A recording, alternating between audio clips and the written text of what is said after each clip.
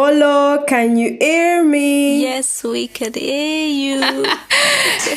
Hey guys, I'm Jess. I'm Erica. And I'm Melissa. And on today's episode, we have... Would you like to introduce yourself, sir?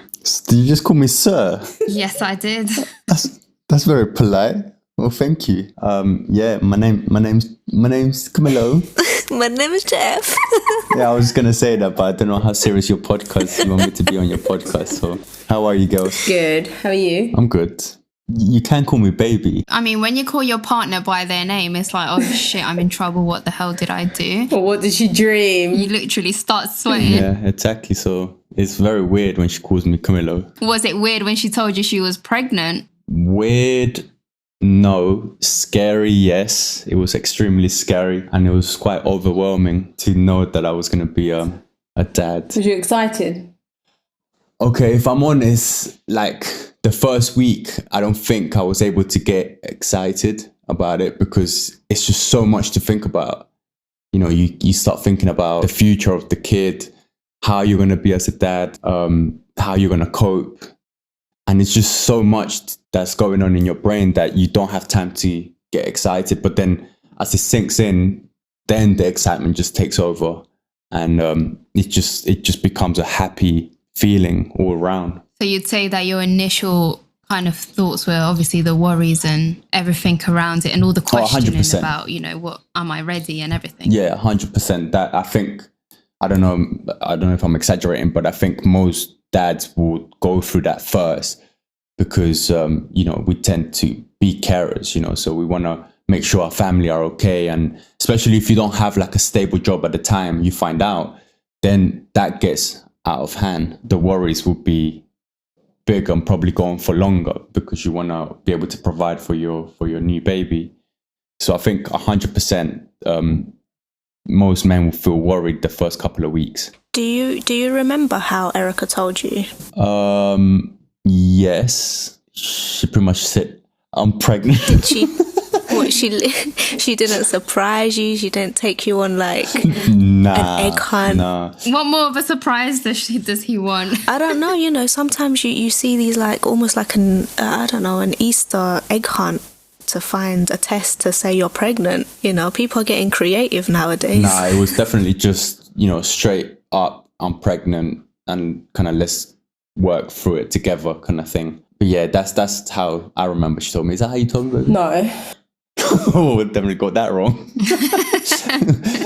Well, I remember we were at Dan and Melly's. We were all together and we were drinking wine and, you know, chilling. And then the next day, you know, when you just wake up and you feel kind of like weird. And I was like, have I had a period? I don't know. It was just this feeling inside me. And then I whispered in your ear, like, I don't think I've had my period. We got 3 pregnancy tests and I did one, came back positive. And you were like, nah. And then we went to eat with Dan, Melly and your dad. But that thought was still in our mind and we just couldn't. And I remember we went and I think Mel was like, oh no, it was Dan. Was it Dan? Yeah, he must have said something, oh, you guys going to drink wine? And I kind of just stared at Ollie like, no. I think from then he kind of knew, but I just think he was in his head like maybe, nah, this can't be happening. I think is that what I was saying before, the whole, you know, worried, because even though it was just, you know, I haven't had my period, that straight away leads to, oh crap, she might be pregnant. And then you straight away fast forward to like, you know, when she's 9 months pregnant, when she's going to give birth, when the baby arrives, when the baby starts school, and it's just your mind goes wild. So yeah, I just needed to be 100% sure before I got any kind of emotion, you know. Pero allá yo dígale ahora, Oli, I've missed my period. Ha! Erica, go straight to the doctor. Just don't come back until you have an answer. Yeah, and then I come back and he's like, Arreja, oh, please go no, please go no. Two's enough, man. They get a bit much sometimes. I guess it's that moment of like, shit, like, is this really happening now? And like you said, like you can't really control the emotions that go through your head in that moment. Like you said, like your whole life flashes before your eyes and now you're seeing yourself with, I don't know, your 20-year-old child and it's like, hold on a minute, we haven't even confirmed that this is right. Did you feel like that the second time round, or the second time round you were a bit like, nah, we'll be all right? Or did you still have some worry or fears, or were they different? I think it was different. It was more like, it was definitely happy first. Scared, because obviously now there's two. So it's not just one, but now there's two. And you think, damn, I'm going to have to start making more money. Am I going to have to get an extra job? Is it going to be enough? Like, how are we going to cope? So those kind of feelings. But at the same time, because I already have, 3 years experience, then I don't feel as panicky as I did the first time. So definitely felt a lot better the second time around. I would say a little bit easier to deal with. Did you feel like, obviously where you had Jojo already, did you feel in a sense more like prepared? Let's say it's not unknown. It's not 100%. Yeah, 100%. Like I mentioned, it was almost like, yes, the surprise is there. I'm gonna be a dad again, but then it's not as it was the first time. Definitely not. It was just like, I'm happy, cool. Let's do this. It wasn't like panicky like I did with Joel, overthinking things and going 100 miles an hour in my head, trying to figure out things that weren't even happening yet.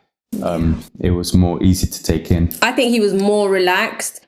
As a woman, you naturally, you start thinking, like, I don't know, me personally, I automatically had that, I need to buy this. And like, you start already like planning what it is you need to get, And I feel like I kept telling Ollie, and then he'll be like, yeah, no, it's too soon. And I'll be like, what are you talking about? Like, we're giving birth like next week. Like, we still don't even have the cot. Now.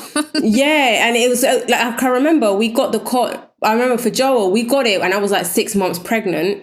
With Caden, I think we got the cot a month before I turned 9 months. And that's because she kept nagging me to do it. And he looked annoyed at when I was like, Ollie, can we get it? And then he was like, oh, fine. It's what I'm saying, because with Joel, everything was new. When Erica was saying to me, she was my guide, so she would say, oh, we have to get the baby clothes or whatever. Then I would run and get it because, yes, that's the way it needs to be done.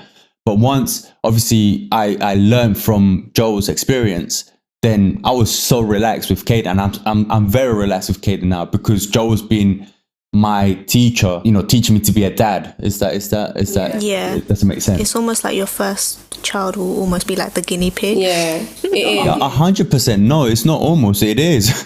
Our first child are always going to be our guinea pigs, and that's why you make that special connection with them, because they teach you how to be a parent. Yeah, like they have absolutely no awareness of what's going on around them and what they're doing, but they have a massive effect on you in the sense of they're teaching you how to see life in a completely different way. Exactly. And how to just function with this new life around you, and it switches your thought, your brain to different thoughts that you never had imagined you would be doing and saying. And obviously the time that you now have a second child, they still teach you, because obviously we've established that there's always two children will always be different. But what I'm just saying is, from the minute that you find out they're pregnant, they're already teaching you a whole completely different life. And yeah, exactly. So when it came to Caden at the time, I was just so relaxed. Did you feel like you were maybe too relaxed? No, I don't. I think I was fine, because if you ask Erica,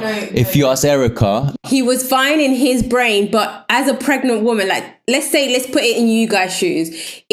When you're pregnant, you get really anxious. I need this, I need that. You don't know when you're gonna go into labor, right? And I would always be like, Ollie, we need this, and he'll be like, like later. And because obviously he had that, all right, we were late with Joel, we're gonna be late with Caden. Like, he's not gonna come anytime soon. And I remember, even when I was like, I think it was the day that, like the week that you guys got Stitchy Moo, that I walked to Brixton, and I remember having contractions, and I remember messaging him, and I was like, Ollie, I'm having contractions. And all he did was sit in La Sala with like a hat, and he was like, oh, what do we do? And I was like, what? What do you mean? Why are you not panicking? And he was like, I'm not entirely sure what to do, to be honest. And he was literally just sitting there, and I was like, wow, okay. I'm going to ask this question because I feel like some men maybe don't speak about it as often, but when Erica started showing, did you feel a certain way? Did you feel like, some men will say a pregnant woman looks beautiful, is attractive, and some men will almost be like, oh, I don't know, I'm a bit put off about what's happening. How did you feel? Definitely not put off. Like, I think men who think that, I don't know, I don't have respect for them, to be honest. And you know, not taking it personal or attacking anyone, but, you know, this woman is carrying your child, and yet, you know, she's managing to walk around, make an effort to look nice for you and do all these other things. So for you to just think, oh, I don't find you attractive because you got pot belly. Why didn't you give me No, sex? the first time. Okay. So let me answer This Melissa's is not question where I first. wanted things So- to go, by the way. Yeah, I kind of realized that you guys are just tricking me into like herding me like a I sheep. feel like this is going to backfire on me now. Shit. From the time she's like started getting her little round belly, I found it so cute, and I was just always so amazed to know that there was a little human growing in there.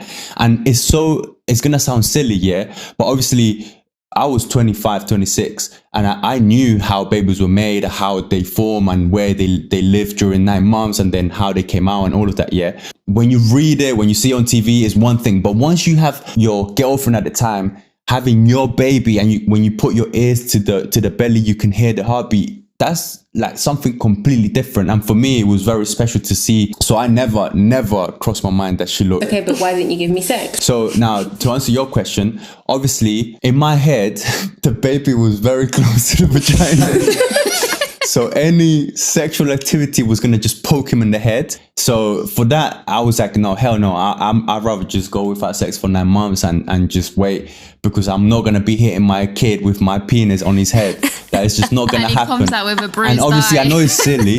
And the thing is, ask her for the second one, did we not have loads of sex? No, but the thing is... But answer the question first. The reason why he gave me more sex is because he saw, and during Joel's pregnancy, I kept saying, I was like, you know, us women tend to research a lot, you know, sex makes you like go into labor quicker, and you know, it just helps with the whole process. And I used to be like, Ollie, please, like literally, solamente me faltó arrodillarme, like give me sex, and he'll be like, Begging nah, for sex. like nah. And I was like, but why? Like, just give it to me. But and listen, yeah. Ollie traumatized. See how See she how just- life is though. Like your whole life as a man, you're always like, oh, I just want a girl to beg for my dick.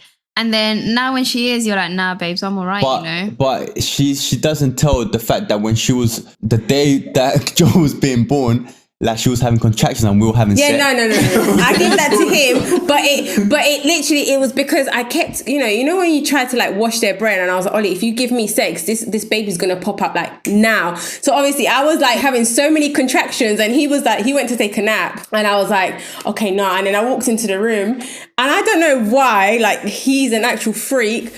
He had a boner during my contractions, and I was like, what is wrong with you? Like, I'm in pain. Like, you can actually, you know, when like you're trying to breathe through everything, and my man's just there like with a stiffy, and I'm like, really? And then he's like, pues, ¿y qué hacemos con esto?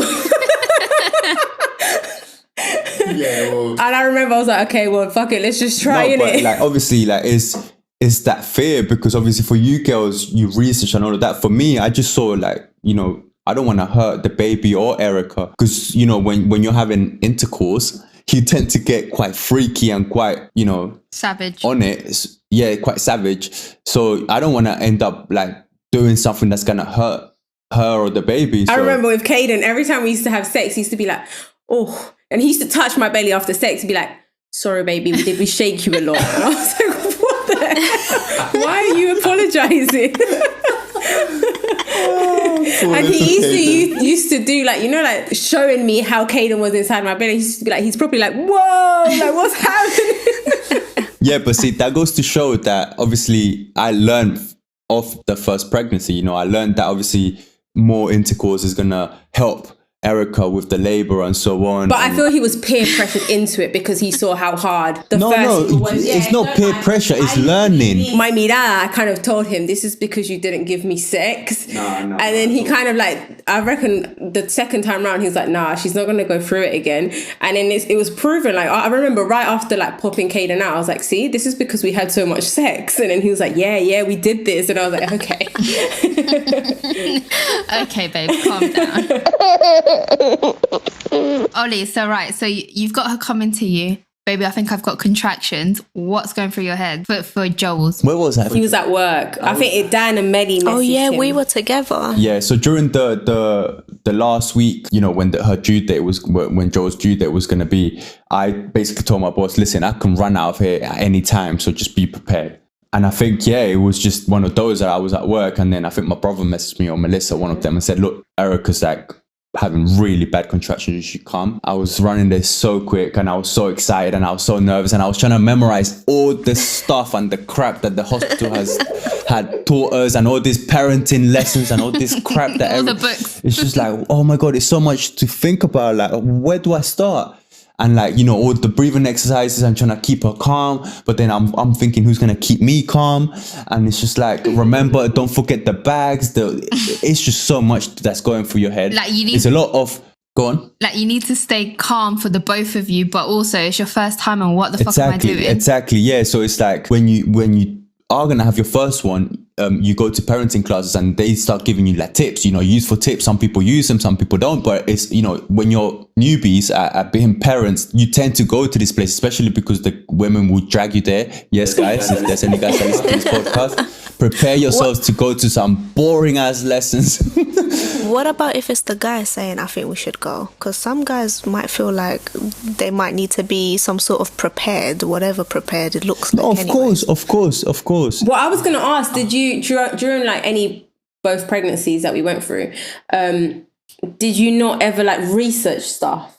Because I know as a woman, and you guys can vouch for this, we always tend to go deep into like, you know, what happens deep. And Google's our best friend, like basically tells us everything. But our worst enemy at the same time. Yeah, exactly. Well, I think that's why then there's needs to be a balance between one doing the research and one just being relaxed, because imagine both of us diving that dark hole of Googling everything. We'll literally panic and go into like crazy mode. But look, the parenting lessons are good. You get tips here and there, but don't expect them to be exciting, and don't expect them to go for your birth plan to go as you plan it, as they try to tell you there, because you don't know what the hell's going to happen. They sell you dreams. They do. And you know, they really do, yeah. And just the fact that it's called a birth plan, for me, I remember it really bothering me so much to the point that I changed it to preferences. I literally went through the effort to just change it to say preferences. I remember going to my midwife and saying,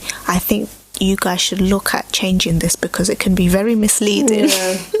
And she's looking at me like, what the hell?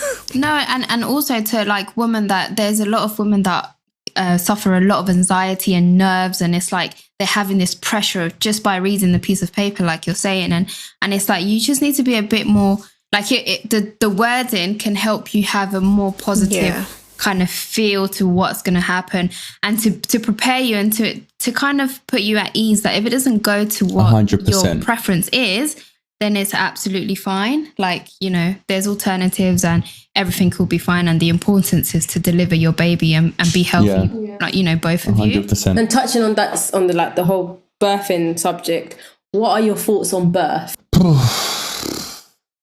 Well, women are strong, man. Women are soldiers. Did you feel like you were going to pass out? No. A little tip for guys listening to this: do not look. That's just the first thing. I know some people are eager to look down there and they're curious and that stuff, but believe me, you don't, because that image is beautiful, but at the same time, once it stops being beautiful, it's gonna stay in your mind for the rest of your life. So, you know, seeing your Mrs. Vagina, you know, 10 centimeters wide is definitely not a good idea. So basically doing what it was, you know, intended to do. That's at its most beautiful, Ollie. Yeah. Yes. Yes.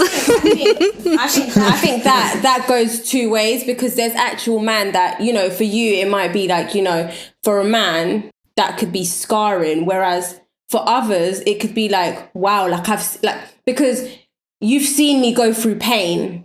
However, you can only imagine what my vagina looks like, and you haven't seen your kids, you know, entering the world. Yeah, I guess. So you might feel that deeper connection, whereas other men actually, you know, see it, and then maybe like with you, like I remember like pushing, and you wouldn't tell me like, you know, oh, it's coming, because you wouldn't even look. Maybe it was fear, maybe it was, you know, out of like trying to keep that part sacred to yourself. And it's both sides are, you know, okay. Some will prefer it, some will stick on your boat and be like, nah. Like, no, but that's why I say that it's beautiful and also scarring because, you know, I know the fact that, you know, the baby's finally there is a beautiful moment to the babies arrive when you hear it cry. The whole process is, I understand that completely.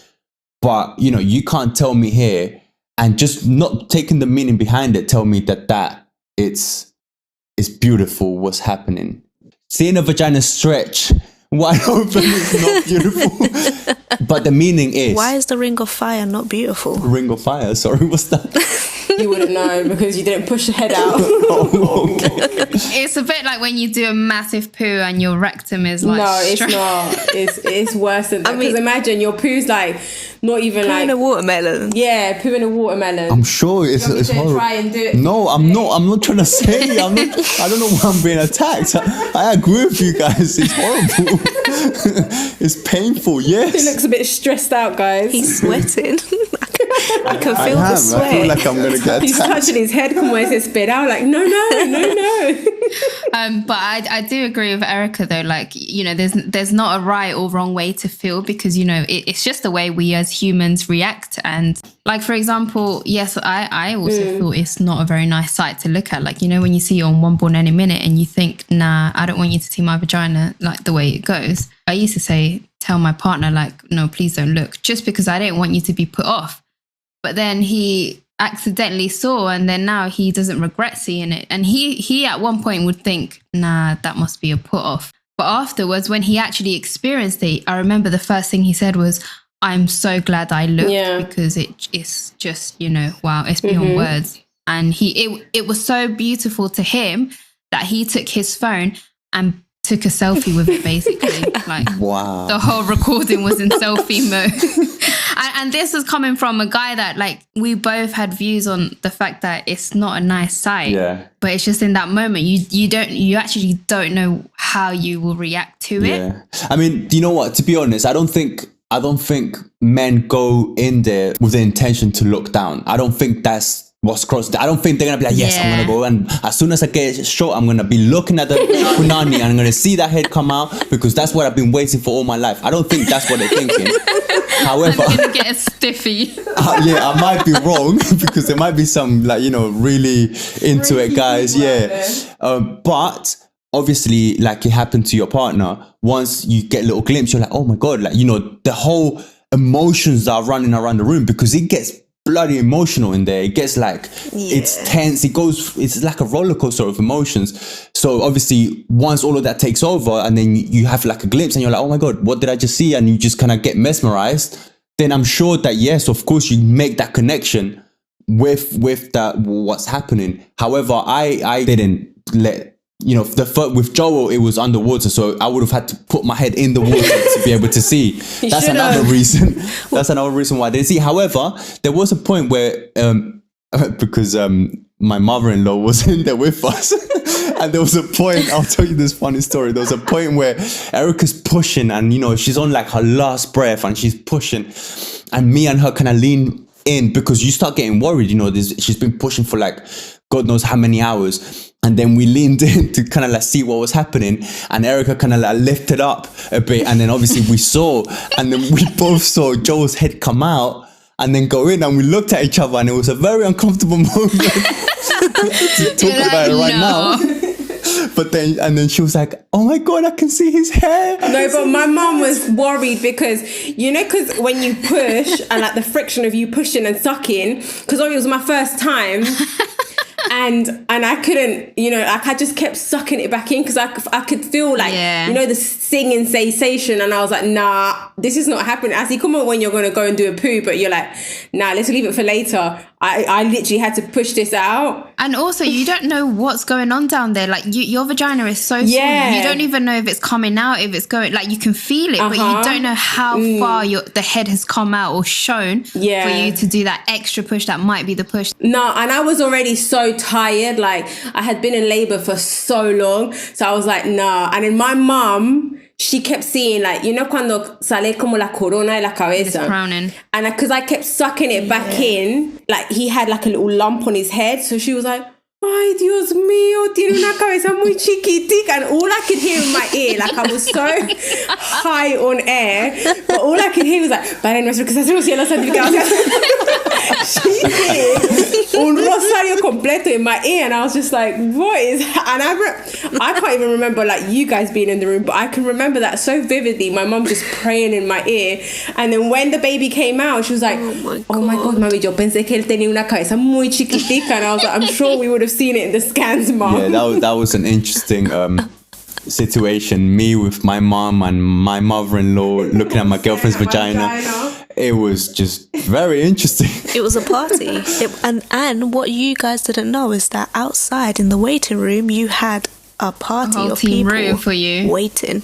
Yeah, we had a whole team cheering me on. Yeah, I remember Joel being born bang on, like before EastEnders starting. I was never so proud. Like that moment was so emotional for me. So emotional. Mama, I love you. Seeing your woman in this stress and you can't do anything, absolutely anything about it. How did that make you feel? That's a good question, and I think it's something that I don't think men talk about it because it's such a vulnerable place to be at. You literally, like you said, you can't do absolutely nothing. All you do is feel like an idiot telling your girl, "Are you okay? Breathe, baby, breathe." But in my head, I know that is gonna do absolutely nothing because the pain must be so excruciating that breathe, baby, breathe. Having someone there saying that is just gonna annoy you. So like, it's so, you feel so lost and you feel like, what do I do? How can I comfort her? I don't know what to say. Did you feel like, oh, why am I even here if I can't help? Not in a way that obviously you don't want to be in the birth of your son, but in a way that like, because you feel so useless, like kind of like... Yeah, you don't want to create more stress kind of thing. Yeah. No, definitely not. But I was always trying to avoid asking her if she needed something, like trying to become annoying, trying to be too worrying. Obviously worried, but not like, are you okay? Breathe. So I was trying to do that. I hope I wasn't annoying. Are you good? But yeah, it's just a very lonely place because the nurses, the midwives, the doctors, they're all concentrating on your woman, and you're just there, kind of like cheering everyone on, like, yeah, guys, you're doing a great job. Come on. With Joel's birth, it was quite traumatic.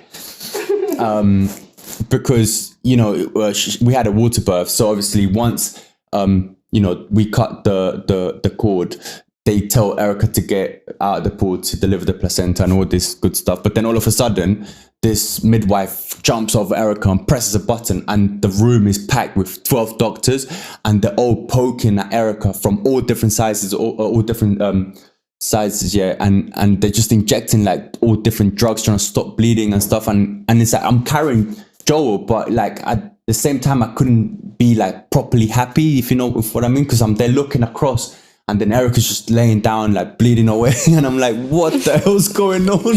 They didn't tell you that in your class, did they? Exactly. So then I was thinking, excuse me, where's what do I do in this situation? Did I fall asleep? Did I go to the toilet? Like, what the hell? You didn't cover this section. Exactly. So that's why, like, if you want to go to parenting classes, please do. But believe me, it does not prepare you for birth. I don't want to put people off and say, oh no, actually, you know what? I heard in the podcast that you shouldn't attend these classes. Like, forget this stuff. Like, NHS will come. Yeah, exactly. I don't want to, However, I did learn a few things. But like Melly was saying, it shouldn't be promoted with the idea that that's, what you learn there is basically what you're going to experience on the birth of your baby, because it's literally BS. You're not going to experience sometimes none of that, sometimes all of it, sometimes it's some of it. So don't go in there thinking, yes, this is how it's going to go. Go in there to learn, to be open-minded, to get new perspective from different people, but then prepare yourself for anything can happen, basically, mentality. I'm glad you say that, Ollie, because I remember after having Maya, and I think it was about maybe just before I was discharged with the midwives, and I remember they were like, oh, we're just kind of doing a quick survey. Would you give your feedback on how you felt your whole experience went?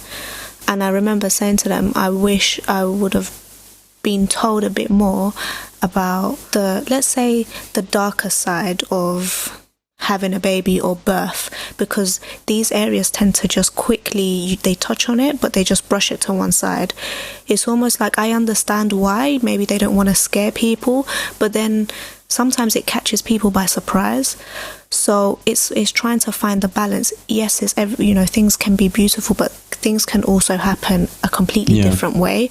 And it's about almost giving that option to new parents to say, look, if you want to know a bit more about X, Y, and Z, you can come to this class, you can come to whatever, and just make them feel a little bit more prepared, aware and prepared. Yeah, it's just having the classes there available to whoever wants to attend. Exactly. If you want to, you want to. If you don't, then exactly, which is fine, because I can, for me, I found those classes really good just because the midwife that took our class, she was hilarious. Well, our class was a bit boring because we were the only young parent, and when we walked in, we kind of felt judged because it was all like, old, well, not old, but like really mid-40s. Yeah, like, and then me and Ollie were like in our like I was 22 and then Ollie was 25. And then when we went around like saying our names and ages, and when I said I'm 22, everyone just looked at me like, Jesus, do you even have a mortgage to be having a kid, babe? Puppy.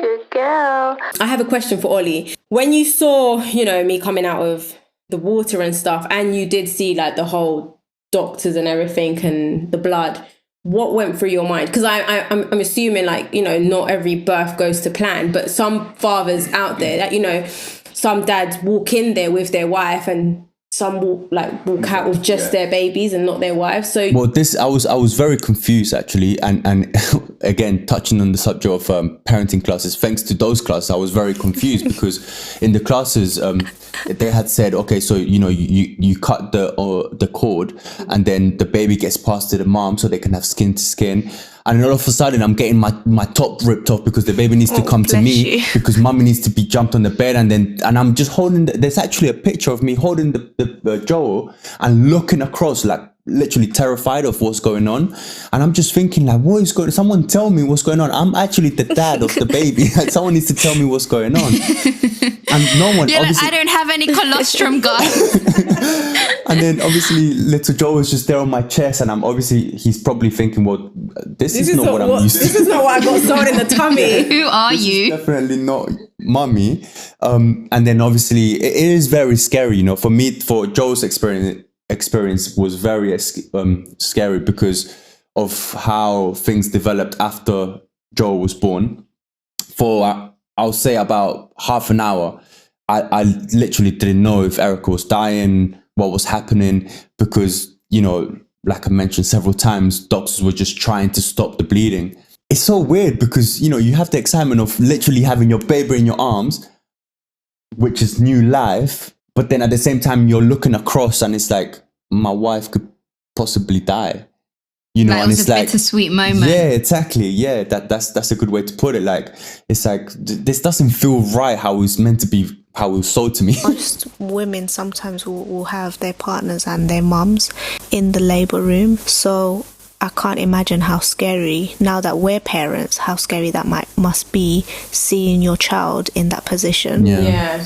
Because, as much as you love your grandchildren or your grandchild at that moment, I can only think that they're only caring about their own kid at that point. Well, I'll tell you something. Why those 12 doctors and the thing, why I was holding Joel. My mother-in-law was praying her ass off, holding Erica's hand, and all you can hear amongst all the shouting from the doctors is, and she was going for it, boy. Trust me, God was, he had it tough with my mother-in-law. She was going. She was knocking doors. We can laugh about it now, but at that moment, everyone was busting a sweat. Yeah. I bet you were really grateful though that they were both there. 100%. Yeah, 100% for different reasons. One, it was a very long birth process.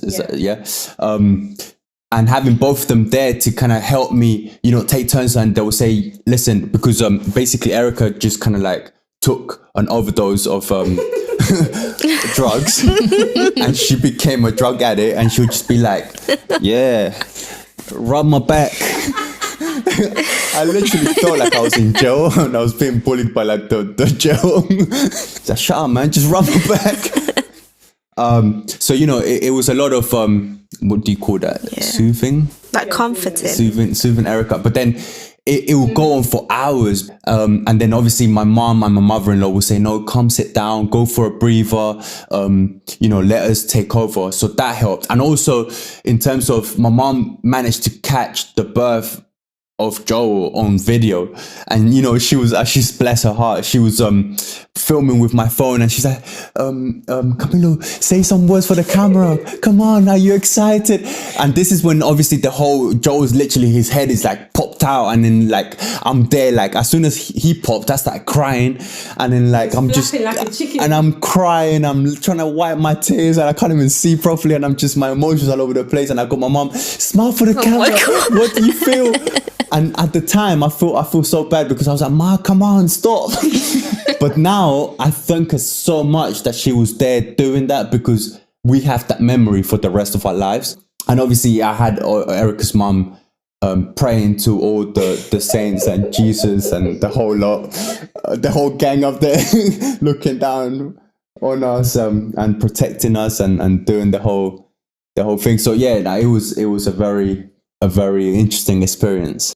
But I think, like, let's talk about the emotional side to it. Like, obviously, had it been only my mum and you, would you have felt less, you know, because at the moment that, you know, I was bleeding out, my mum didn't leave my side, and the doctors paid no attention to you. Yeah. So you already felt like lost, like what's happening? Why doesn't anyone tell me anything? Mm-hmm. Maybe having your mum there kind of made you feel a little bit better, because maybe she was reassuring you. You know, if you had none of that, would it have been different? There was too much going on. In the moment, you're just kind of like blocked in two things: keeping this baby warm because he needs skin to skin, and trying to figure out what's going in front. So for me, it was just like worried. If we had more people, less people, if I was by myself, I don't think it would have changed anything, because worriness and happiness took over me at the same time, and it kind of just blocked me. And until I saw that the doctors started kind of leaving one by one, and then all of a sudden it was just, you know, me. It was just the people that were there when Joel was being born. So just the midwife. Just then I realized, okay, I think everything's okay. And then the midwife kind of like took a breath and said, "Congratulations!" after half an hour. And I was like, "Oh, thanks."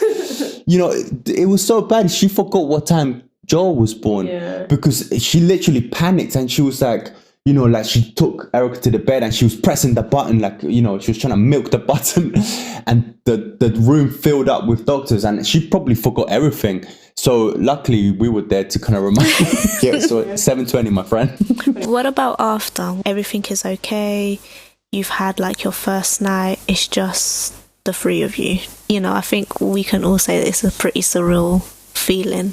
It's when it hits home, like, you know, you've prepared all these 9 months and you've just had all that drama in that delivery room. But I feel like that first night when, you know, your wife is asleep and your baby is there, and you're all in that room, just in that bubble, that moment of serenity. Yeah. That's exactly how I felt. Thanks, Jess.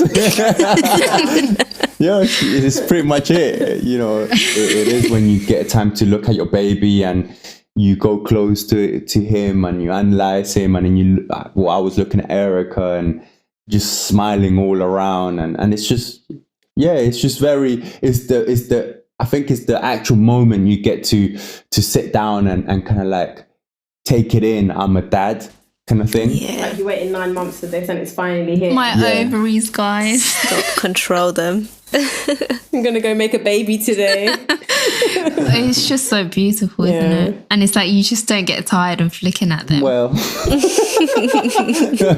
Mama's code. The men only get 2 weeks at home. Was that 2 weeks enough for you to feel like you bonded with your child? You know, 2 weeks go by in a blink of an eye. So we should be able to stay, you know, 1-2 months by law as paternity leave, and get it paid minimum, you know, because it's like what the government says, or whoever put the rules out there, is that in 2 weeks you need to learn to be a full coping dad. No, and not taking into account your emotional state either, because right now everyone just concentrates on, the mom's mental health, but no one puts into perspective, you're basically the head of the house now. You have to go out, make a living, and then also be a dad. You've had all this pressure, but now you also need to, I guess, be mentally strong for your wife as well, exactly. Like your partner, because like Erica was saying, everyone focuses on, if the mom is okay, the mom is healthy, the baby's okay, everything is mom, and baby. Exactly. It does become quite difficult when you have such a big responsibility on your shoulders to kind of like just say, I'm not gonna lie, I'll sit here and say there were times where I literally didn't know if that was the right decision to have a baby.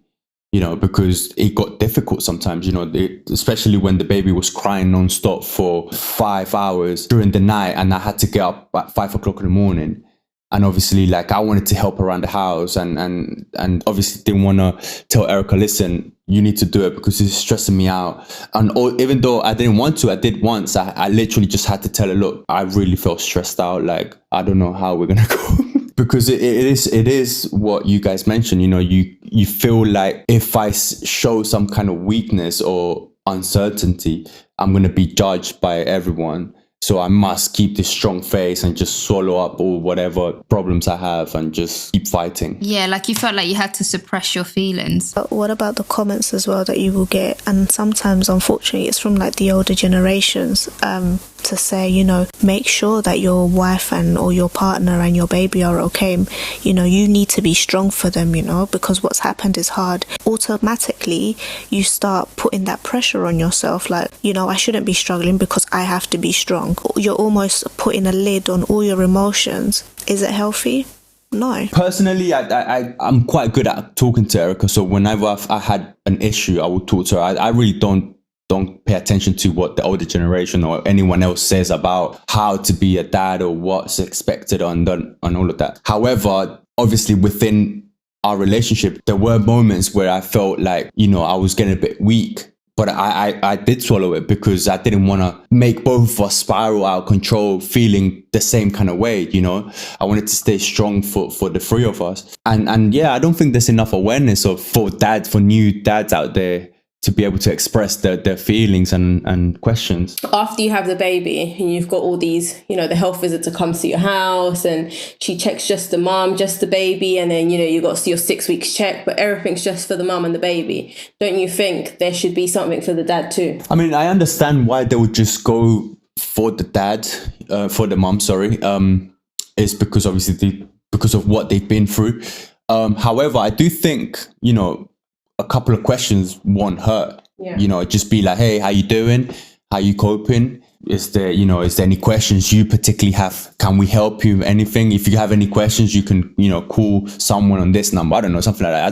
I don't think men need, not everyone, but at the time I didn't need someone to fully check on me and therapy, and I felt like I was okay, but it would have been nice to have someone say, hey, are you feeling all right? How you doing? Just checking up on you, because at the end of the day, I'm a newbie. I don't know what I'm doing. No, and even if you're not a newbie, no pregnancy or like parenting goes the same this next time. So, maybe next time round, what if I had postnatal depression and that obviously put a strain in our relationship? Who's going to ask you if you're okay? You're just going to have that extra pressure, dealing with a person that's crying all the time. So for you, it's kind of like, I have to take care of my kids. I also have to take care of her. But who's going to take care of me? I've always said, it seems to be such a taboo anyways, the whole area about mental health and depression in general and anxiety and all of that. People still seem to feel embarrassed or they feel like they're judged. There's more awareness, but I feel like it needs to be stronger, and especially around dads, because the mums, you know about baby blues and the likelihood because of all your hormones, but the dads also can be heavily affected. It becomes difficult. So I think maybe something we should start. Did you guys know that fathers can also have, like, they also produce the same hormones that I think it's oxytocin. So the same way the mum gets the baby blues, so many people are not aware that the father within those 2 weeks have also produced this oxytocin. So now they've gone back to work and they can also get baby blues and postnatal depression. I'll tell you one thing that was the most difficult for me. I felt like I was watching my son grow up through pictures. Even though I lived with him, I was missing, I obviously I had Erica send me pictures every day, but because of that, it's like I'm not there. I only get to see him, 1 or 2 hours, because then by the time I eat and all of that and get ready, then he's obviously off to bed. So it almost felt like I was taking that opportunity to kind of spend time with Joel and watch him, grow the first 2 months and kind of just bond with him. And all of that was then replaced with pictures and videos and video calls and stuff like that, which I don't think is fair, because so from the time you hold your baby, you literally cannot stop your heart beating of love for this little kid. And then when you go home, you spend two weeks with them, you're just learning, you're just getting to know them, you're kind of like getting by, and then all of a sudden, okay, back to work it is, because you got to provide. And I think that's the hardest part of becoming a new dad, is having to leave your newborn at home. Let's talk years back when, technology wasn't that advanced and dads did have to go back to work. They didn't get that. That's quite interesting, because I feel like society's changed so much and the way people think has changed and evolved so much that I don't think back then people was focusing on, actually, I'm missing out with the kids. I think men there were more programmed, which is wrong. I'm not trying to say it was right. They were more programming to like, okay, born and boom, off to work, because you're the provider, you're the man of the house, you need to bring the bread in. So they felt proud to go out there and get the work done and get money into the house and the bread and feed the family. So for them, it was like, my wife's gonna raise the kids, and it was the wife's job. And then now dads are more emotionally involved with their kids. Do you not think it got harder as Joel grew up? Because like you say, like you felt like you didn't spend enough time with him. So obviously him growing up, did you feel like you knew him properly? So if he asked for something, did you know, or would you always kind of like look at me for like a helping hand? So that's another thing that hits, is the fact that when you get home, because you've only had 2 weeks to kind of like squash it all in and learn to be a dad, it feels quite bad when you get home and this happened to us actually. You're doing something one way because you think, this is how I'm going to do it, and then Eric will turn around and be like, no, that's not how you do it. We don't do that.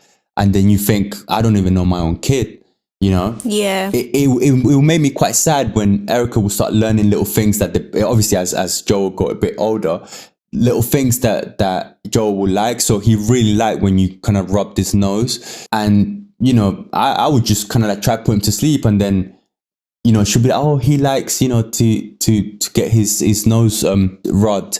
And I'll be like, why the hell don't I know this? And it's not that she was keeping it from me, but it's just because obviously I'm out working most of the day. I miss all these things. And obviously it's very hard for a mom to just keep up on like tell the dad every single little thing that's happening. And it can create lots of arguments as well within the relationship, because, moms tend to be very protective. They start building routines with their kids, and I'm a very hands-on dad, so I really like to get involved. I like to, I was the first one to bath Joel. I was the first one to change him as well. So when I would come and then Erica would try to tell me not to do something like that, we'll have arguments, because I'll be like, well, what do you mean don't do that like that? It would just clash. We would just clash because of that, So it definitely is something that could turn into a big issue, if it goes untreated. I felt like because I was spending the most time with him, I kind of knew what worked with him. But I didn't once sit down and kind of like realize, just the same way we've gotten used to things, and why don't I just at least let him try? He's not me. We're going to do things differently. Like just the same way, like when Joel grows up, he's not going to agree with everything I push towards his way. Like he needs to be his own self kind of thing. So it was only when it kind of like hit me, like, why am I trying to like block him from having a connection with his son? Like if he wants to bath him the other way around, let him bath him the other way around. Why am I so keen on letting him do things my way? Like I was trying to be in control of everything he did. After that, it's when he started to build a deeper connection. Like, whereas me as a mum, I was kind of more like more softer with him. So Joel now, you can see the differences. Like, you know, he goes to his dad for the roughness, and then he comes to me for, like, you know, if he wants me to like rub him, or like, it's just different things. But now that he's older, we kind of know the balance of who does who. I can't just tell him, look, this is the manual you have to kind of follow, and this is what I've put down. Sign here, terms and conditions kind of thing. It doesn't work like that. 100%, sister. I'm so glad you say that, because us as women, I feel like we are very controlling, because we're the ones that are at home with the babies all the time, and we have found a way that works for us and is convenient for us to you know, handle the baby during the day. So we may have a timetable and a schedule. So I personally felt like that as well at the beginning. Like, I got into a flow of things, and it became second nature to me. So then when on the weekends he was home, or if during the week and he would bath him or put him to bed, I'd sit there and like, I would literally get my head into like a stress ball, because I'd be like, oh, that's not how you cream him. And it's like, but what do you mean? Like, what other way is there a way to cream, you know? And it's like, just kind of taking a moment and stepping back and letting them try and letting them learn. And, you know, whatever works for them, at the end of the day, they will always do it with the best intentions for their babies. It's trial and error. Yeah, exactly. We didn't know what we did was going to work, but, you know, you kind of move into that kind of schedule. Like you say, it's because we're so controlling. And it's not that, you know, we want to control everything around us. It's because we're so overprotective over this little human that we feel like it has to work just like that, because, you know, it'll be like a done deal. But there has to be two connections, because the connection my kids have with me is completely different to the connection they have with their dad. Had I been that mom that, no, you know, I have to put my foot on the ground and tell Ollie he needs to learn everything I'm doing, he's not going to be able to do it, because, you know, Ollie eats one way, I eat the other way. If you look at us, we're two completely different people. How do I expect him to be just like me? It's impossible. Even though sometimes you kind of wish, like, can't you just do everything exactly like just copy and paste parenting? Yeah, no, it's true. just get it right. But they are getting it right. It's just not the way we do it. But again, like you said, it's just a learning curve, and we can't now blame them, because they obviously spend less time with them. So they're trying to find their feet with the baby and trying to find what way works and what way doesn't for them. Well, even now, like, Ollie can tell you, like, when we bathed them, Caden knows how to get out of the bathtub with mummy, and he knows how to get out of the bathtub with me. Yeah. And we both have different ways of taking them out. So basically, Erica picks him up and stands him on the edge, and he does that. But when it's me, he turns around, because I cover him with the towel, and I carry him. Yeah, I carry him all the way, like wrapped like a little coconut, all the way to the room. It's very important for women, and I know it's very difficult, but it's very important for them to be open-minded when it comes to the dads. The more you fight it, the more sour your relationship is going to become. You have to become very mature, understanding that, you know, he does things different. And believe me, the more you relax these rules and these routines and all of this, the easier your life is going to get. So it's a win-win situation, you know? But why is it that when you're now going to dress your child, you're asking the mom, where are his t-shirts? Oh, but that's just normal, man. Even their own clothes. Listen, I'm sorry, but... You know, they're like, oh, where's my perfume? I don't know, where you put it the last time you used it. Why do I have to know where everything is? I think it's because you guys like to complicate life. I take the kids and I dress them, I bring them to the living room, and they're like, and Eric will be like, why you put that on? So how do you not expect me to ask you what you want me to put them on? Because it's like, why could they not wear cowboy boots? And yeah, why not? They like it. Or it doesn't fit. Or also, you've had, like, for example, you guys, you've had Joel for 5 years. Surely you know where his socks, or surely you know these shoes don't fit him anymore. Like, why? Why are you guys like this? Then you expect us not to stress out. This is an argument I have with Erica, because obviously what you're saying, that, you know, you guys put their clothes away and, you know, you have things set a certain way. I assume that because you guys are so perfectionist, then whenever I grab something from the drawer, it's going to be fine. It's going to be the right size. It's going to be clean. It's going to be everything done. I assume that. When I put it on and my kid looks like a sausage, and I come into the living room and she's like, why did you put that on? That's so small. I just say to her, why the hell is it in the drawer? Why don't you throw it away? He puts Caden's clothes on Joel and Joel's clothes on Caden, and I'm like, how did you not did you miss realize? And that? he's like, yeah, I did kind of. Like the other day, Joel came in like a sausage, and I was like, that's Caden's, and he's like, well, it's in Joel's drawer. You shouldn't put it in Joel's drawer. Look, it's an honest mistake, because when babies are babies, everything looks small. You can't tell inches. You guys can. I can't. Everything just looks tiny. So yeah, this is the babies.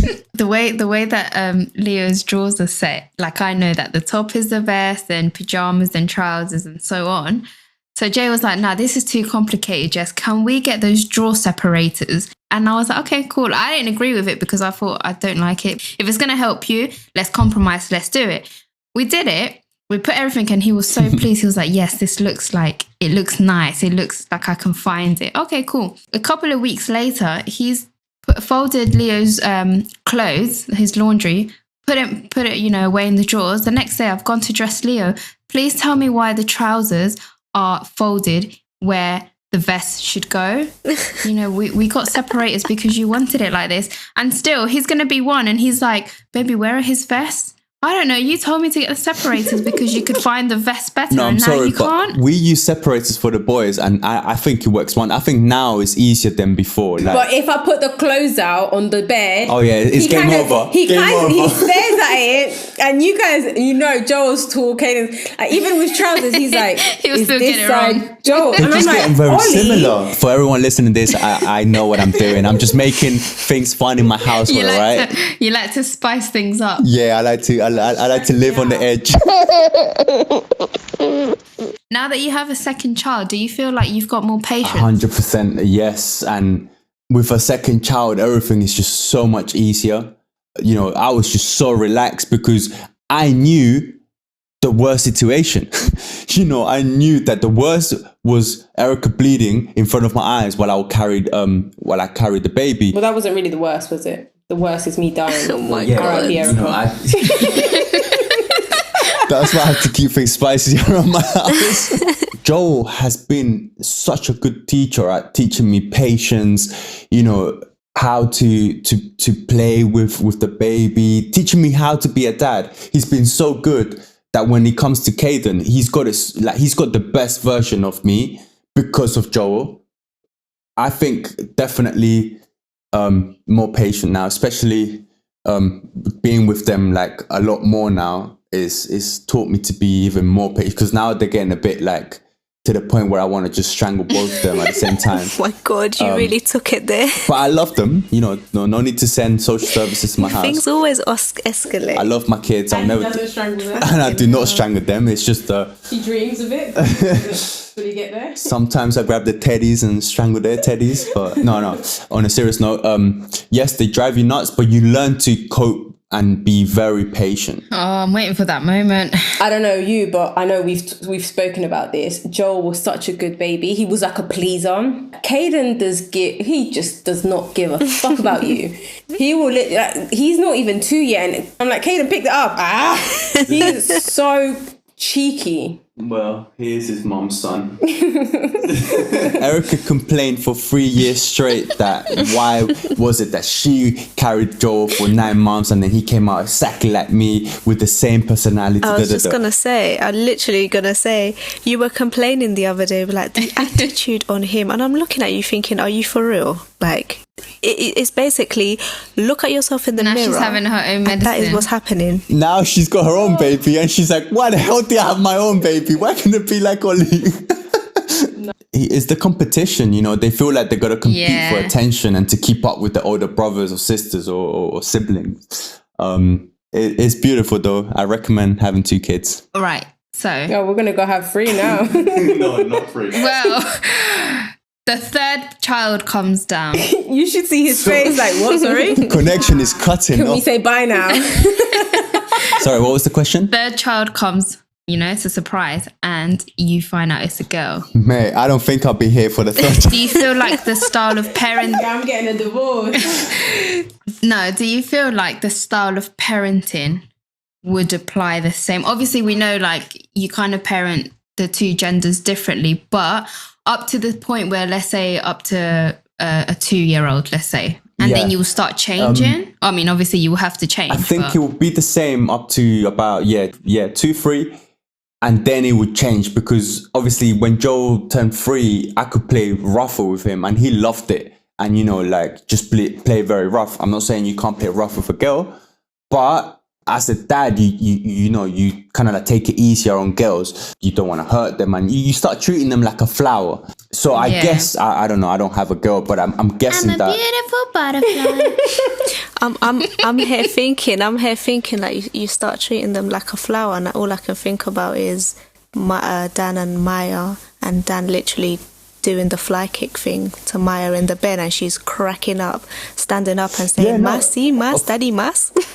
Of course. But like, again, you treat them the same because they're so little. But I'm sure that once Maya, starts becoming like more 5. I think 5 is the age where the attitude comes out. Maybe she starts liking princesses or whatever she's into. Danny's not gonna fly kick her and be like, take that.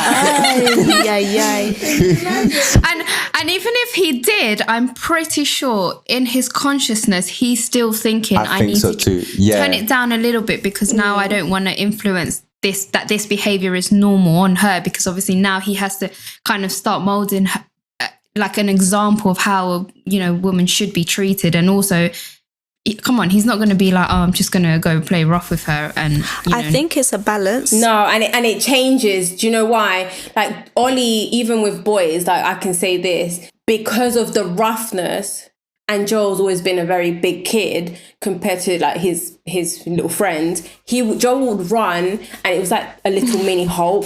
I remember here, like we would find it funny, like Joel would choke me, but like not really choking me. Like he'll literally just put his hand on my throat, and I would like pretend like I'm dying and choking, and then he would go do that to his friends, but he would choke them for real. That is why mums don't play. But I was, he knew to me he couldn't play like that, but I would do like funny things for him to laugh at, and he loved it. But then obviously with Ollie, he knew that Ollie would grab him and like I did not choke my son for real. We established this already. Even now, like we really have to explain, because kids don't, they don't get the fact that us adults can take more than his kind of size humans. Now, say like a girl, if dad is always playing rough with them, once it gets to that point, where they're going on nursery or school, you have to kind of calm that behavior down, because that also impacts on how they behave at school. The influences she gets. So, like Joel doesn't have like Nintendo or anything, because we've been very, stay away from like games and stuff. But he's come back from school and now like, my friend has a Nintendo, so I need you to buy me a Nintendo, a computer with my name on It's it. a requirement. Yeah, like literally. So you know who you're talking to, innit? He comes back with all this. So, like little girls will obviously be like, if they're little friends, it's kind of like that, that pressure, like, my friend has, Barbie house. I need you to go buy me a Barbie house. And as a parent, your heart will melt and be like, okay, I'll go buy you a Barbie house. And I'll even sit inside with it. But I think, I think with everything, it's just a balance. And I think it starts from the very beginning, not after 2 or 3 or whenever. I think it's from the very beginning. Having a balance of having like the rough play, and then also like nice play. And also, by the way, before anyone thinks that we're literally choking or fly kicking our kids, we're playing, and we're not technically doing these things to the extent that you might be thinking. Just putting it out there just in case. One thing I wanted to highlight is 2 things actually. One of Jess said that it is very important if you have a girl to change your ways, because it's helping her is helping you mold her into the future woman that she's gonna become. And if you're continuously, when she's 5, 6, just play fight without knowing, we're kind of like Making it a norm. Saying it's okay. It's okay if you play rough, and but obviously with a boy, with both actually, like Erica explained, we had to change our ways, because if you carry on playing rough at a certain age, then Joel's gonna start thinking, actually, this is okay to go around beating up everyone, because I did it with my daddy and he didn't cry. So bun this, kids, I'm gonna go beat them up. So it is very important to change your ways for both. It doesn't matter if it's a girl or a boy. Order in the courtroom. All right, so I've got one last thing to wrap this up, guys. You've got rap names for kids. Okay. What are you naming your child? Little Cock Blocker, 50 Snacks, The hell? Big Tantrum, or the Notorious Arsehole? Notorious arsehole. That for Caden. And for Joe, a little cop blocker. That was easy. Yeah, 100%. Those are my two for Joe and Caden. What about you guys? I missed out the option. Jess was going to be like, mine's are all of them. Oh, mate. Jess, and Leo doesn't even talk yet. My Wait until son we is- start telling you, pam, pam, My pam. son is the Notorious Arsehole. Oh, listen, you're Caden. Literally. And do you know what? And we always said this, that him and Caden are just going to be the terrible two. You know what I love? His smile. Yeah. I've got this picture of Leo biting a glass, and it's the cutest thing in the world. Glass? It's so cute. Every time like the bath one. Oh yeah. Oh, yeah. He looks hilarious. And I find it like it's the cutest thing because he's enjoying it so much. Like he's genuinely happy. Ollie, for those dads out there, give us a golden tip. Apart from don't miss out the antenatal. Golden tip: definitely talk to your wife or partner a lot. Anything. Don't feel like she's gonna judge you, because just like you have questions and fears, she's going through the same thing. And if you guys talk to each other, it's so much easier to get through it. It's so much easier to have clarity. It's so much easier to be on the same page, and just enjoy your kids as you know, every second you get. Enjoy it. Don't think about the future. Don't think about the past. Just live the present, because it literally flies by. Yep. That's my golden tip love for you that guys out there. And have loads of babies. No, I did not say We that. know what's happening in your house tonight, eh? Because they will drive you insane. Guys, I think I just want to before we close this off, is that one day is never enough to honor how special a father is. And, because you guys are truly amazing, and all year round, day in, day out, you guys are our rock, same way we are yours. Thank you for all that you do. Thank you very much for the compliment. As in all the dads, not, thank you. not That's you. very, Ollie taking all the very credit. sweet. Like I'm just the greatest. No, I'm not taking all the credit. Come on. I'm here representing. He is the greatest. Secretly, I'm here jumping in one leg. Oh, well, thank you, Ollie. Thank you for coming and sharing your experience with us. Thank you, girls, for having me on Mama's Code, and keep doing what you're doing. I love bet it. you couldn't wait. I really couldn't. I've been listening to all your episodes, and I was thinking, where am I gonna get called? This is taking a bit long. When am I gonna get called? So thank you for having me here. I loved it. Like, I can't believe it's been more than an hour. Wow. But yeah, keep doing what you're doing. I know you're gonna get far, and yeah. Anytime you want to call me again, you got my number. Really? Do we? Any subject. All right, guys, I think that's a wrap. Mama's Code out. Mwah. Mama's I was Code. just about to hang up. Yeah. Oh, let me stop this.